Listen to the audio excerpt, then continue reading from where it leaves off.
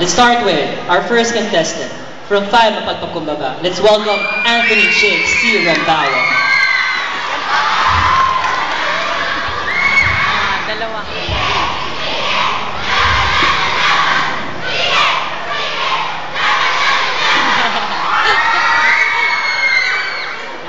There is a thought that comes to me sometimes as I sit by my window in the evening, listening to the young men's guitars and watching the shadows deepen on the long hills, the hills of many neglect.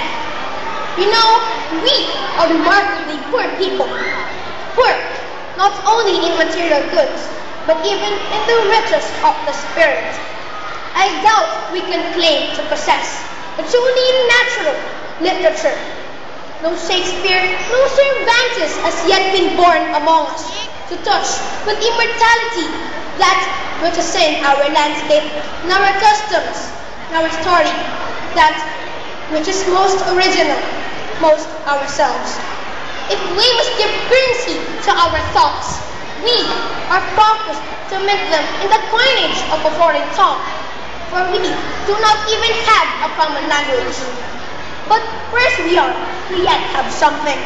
This pauper among the nations of the earth has few jewels in her wages. One of them is our music. We are sundered one from another by 87 dialects. We are one people when we sing. The condiments of Bulacan awaken an answering chord of lutes of Dayton. Somewhere in the rugged north, a peasant woman proves her child to sleep. The Visayan listening remembers the twinkles of his childhood and his mother singing the self-made song. These are the bonds that bind us together.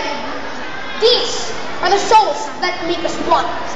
And as long as there remains in these islands one mother to sing Nana's lullaby, one boat to put out to sea with the immemorial song, and one priest to stand at the altar and offer God to God, the nation may be conquered, trampled upon, enslaved, but it cannot perish.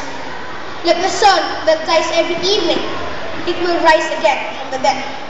Jewels of the Pauper by Horacio de la Costa.